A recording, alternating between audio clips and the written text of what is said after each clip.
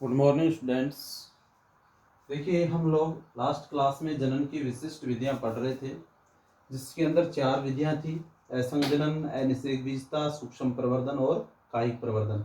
जो फर्स्ट विधि है असंजनन, इसको हम लोगों ने कंप्लीट कर लिया था। असंजनन और इसके टाइप थे, उनको सबको हमने लास्ट क्लास में कंप्लीट किया था। अब दूसरा आता है हमारे पास अनिषेक बीजता।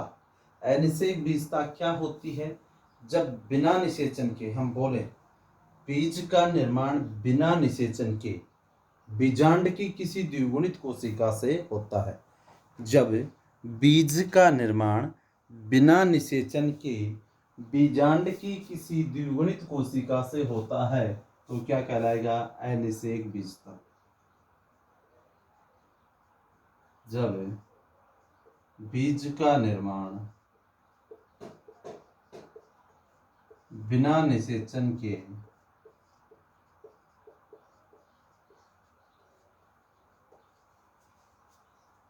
बीजांड की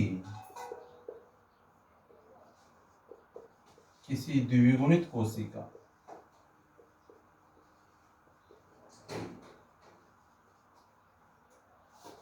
से होता है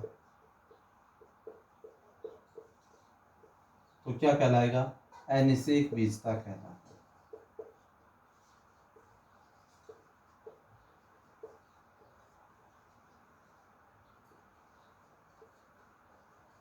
क्लियर हो गया? जब बीज का निर्माण बिना निषेचन के बीजांड की किसी भी द्विगुणित कोशिका से होता है तो क्या कहलाएगा? अनिषेक बीजता कहलाता है।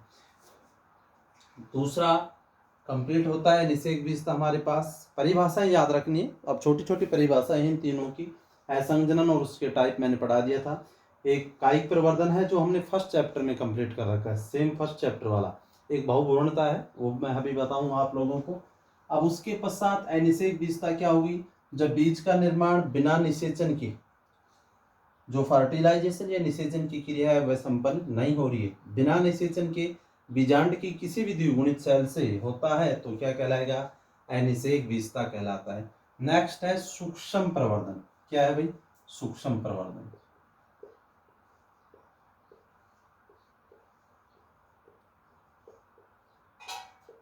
देखिए, सूक्ष्म का अर्थ क्या होता है? छोटा।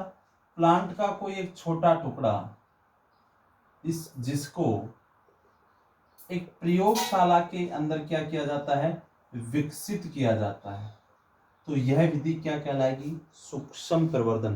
पादप का एक सूक्ष्म खंड या टुकड़ा या भाग जिसको प्रयोगशाला के अंदर कृत्रिम विधि से क्या किया जाए? परिवर्धन किया जाए या उसका विकास किया जाए तो क्या कहलाएगा? सूक्ष्म प्रवर्धन कहलाता है। ठीक है, तो हम कह सकते हैं प्रयोगशाला में, डेफिनेशन लिख सकते हैं, प्रयोगशाला में पादप के सूक्ष्म खंड को कृत्रिम पोषक माध्यम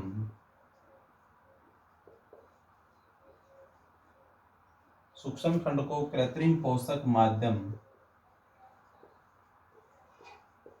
पर विकसित करना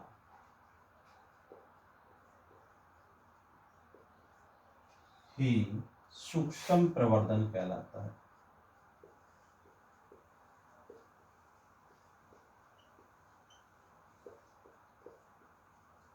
क्लियर हो गया? तो सूक्ष्म प्रवर्धन क्या हो जाएगा? पादप का कोई छोटा टुकड़ा या उसका खंड या भाग लें जिसको एक प्रयोगशाला में कृत्रिम पोषक माध्यम देकर के, जो भी उसको आवश्यक तत्व है वो कृत्रिम रूप से देकर के उसको क्या किया जाए? विकसित किया जाए या तैयार किया जाए, तो इस विधि को हम क्या बोलेंगे? सूक्ष्म प्रवर्धन। मान लीजिए पादप की कोई टहनी है या पादप का कोई भाग है जिसको हमने काटा है, और काटने के पश्चात उसको एक कृत्रिम पोषक माध्यम दे करके प्रयोगशाला में उसका विकास किया है धीरे धीरे, तो यह विधि क्या कहलाएगी? सूक्ष्म प्रवर्धन कहलाती है। जब कोशिकाओं या ऊतकों का पात्रे संवर्धन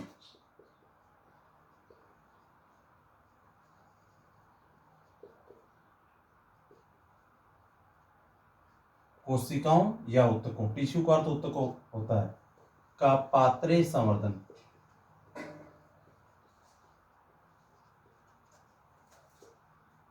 किया जाता है तो कैलस का निर्माण होता है।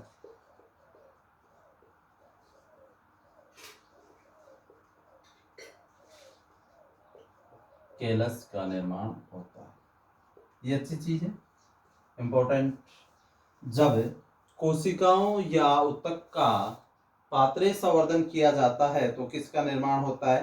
कैलस का निर्माण होता है। कैलस होता क्या है? अविभेदित कोशिकाओं का समूह क्या कहलाएगा? कैलस। इसको ध्यान रखना, क्या लिख रहा हूं मैं नीचे,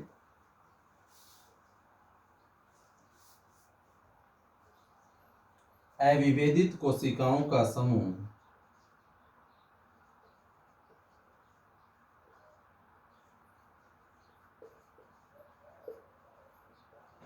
अविभेदित कोशिकाओं का समूह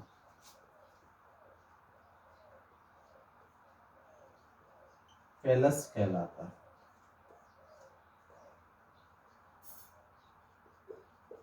ठीक है, तो अविभेदित कोशिकाओं का समूह क्या कहला रहा है हमारे पास? कैलस कहला रहा है। यदि हम बात करें, इसमें विभेदन होता है जब, किसमें? कैलस में। तो कैलस में विभेदन होने से किसका निर्माण होता है? प्रहरो व मूल का निर्माण होता है। क्लियर? कैलस में विभेदन से प्रहरो व मूल का निर्माण होता है या नवोद्भिद पादप इनसे बनते हैं। इसमें विभेदन होने से, कैलस में या जिसमें विभेदन होने से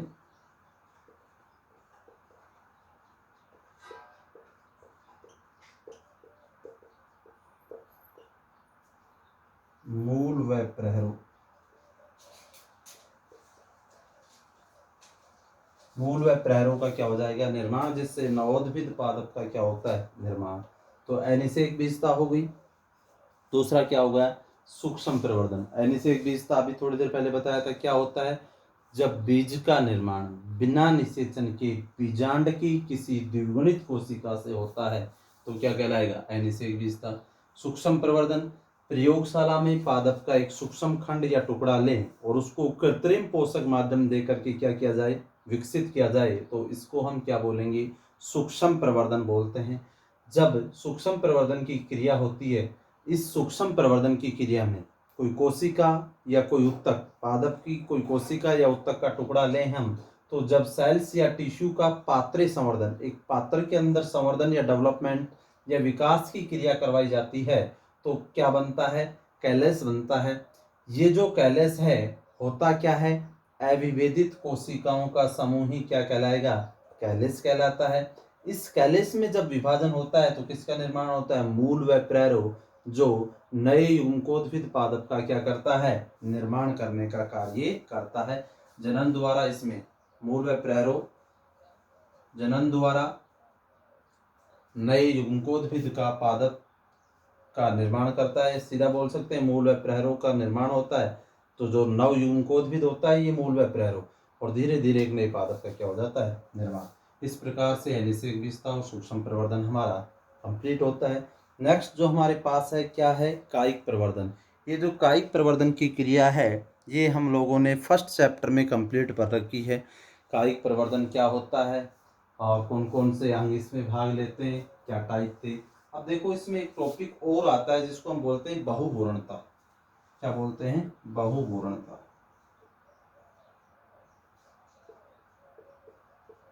जो पोली एम्ब्रियो हमारे पास होती है या बहुभूरणता जिसको बोलते हैं, ये होता क्या है?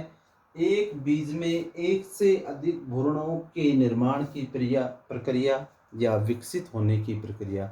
एक बीज में एक से अधिक भ्रूणों के विकसित होने की जो प्रक्रिया है वो क्या कहलाएगी? बहुभ्रूणता कहलाती है। ठीक है। अब यदि हम बहुभ्रूणता का टाइप देखें तो टाइप की यदि बात करें तो इसकी डेफिनेशन, एक बीज में एक से अधिक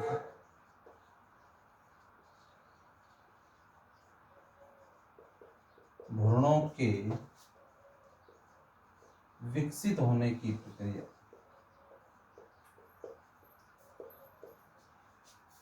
प्रक्रिया बहुभ्रूणता कहलाती है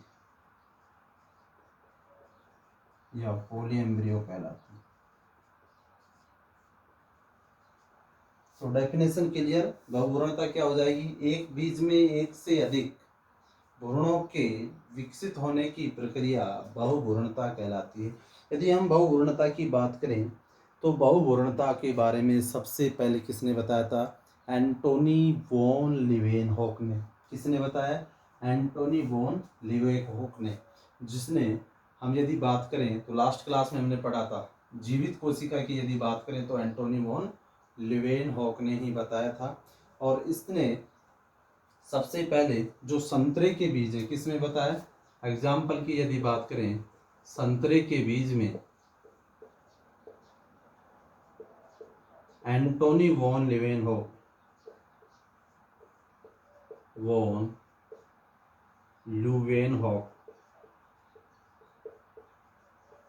ने सर्वप्रथम किसके बारे में बताया? बहुभ्रूणता के बारे में बताया। यदि हम बात करें जो अनावर्त बीजी पादपों में बहुभ्रूणता एक सामान्य लक्षण होता है। किसमें? अनावर्त बीजी पादपों में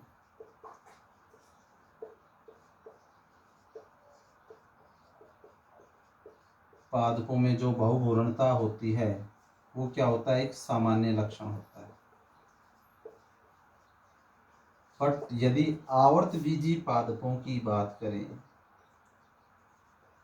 आवर्त बीजी पादपों में यह जो बहुभ्रूणता होती है कुछ ही वंशों में पाई जाती है।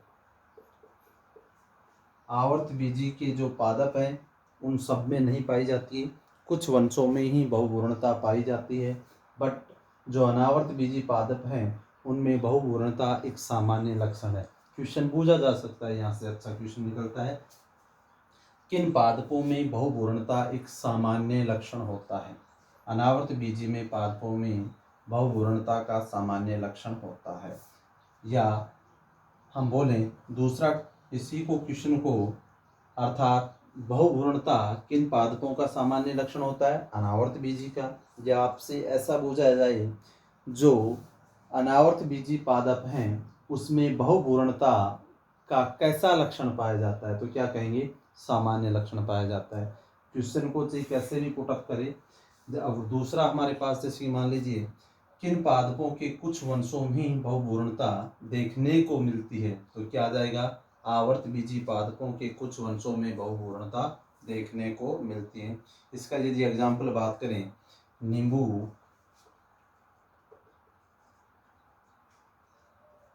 नारंगी, संतरा आदि में बहुभ्रूणता देखने को मिलती है आवर्त बीजी के अंतर्गत। बट अनावर्त बीजी में क्या होता है कि सामान्य लक्षण होता है। तो इस प्रकार से बहुभ्रूणता कंप्लीट होती है। अब इसके टाइप हैं बहुभ्रूणता के, जैसे अंड कोशिका के आधार पर बीजांड में एक से अधिक या कभी कभी बीजांड में अधिक होने पर, यदि हम बात करें बीजांड में एक से अधिक और कभी कभी बीजांड में उपस्थित बीजांड का है, तो ये सभी किसी के प्रकार हैं? बहुभ्रूणता की। ठीक है, बाकी मेनली जो बहुभ्रूणता है वो क्लियर है हमारी। एक बीज में एक से अधिक भ्रूणों की विकसित होने की प्रक्रिया क्या कहलाएगी? बहुभ्रूणता। और बहुभ्रूणता सबसे पहले किसने देखा? एंटोनी वॉन लीवेनहॉक ने संतरे के बीज में। अनावर्त बीजी पादपों का यह एक सामान्य लक्षण होता है बहुभ्रूणता। बट आवर्त बीजी पादपों के कुछ वंशों में ही बहुभ्रूणता पाई जाती है, जैसे नींबू, नारंगी या संतरा, इनमें बहुभ्रूणता का लक्षण देखने को मिलता है।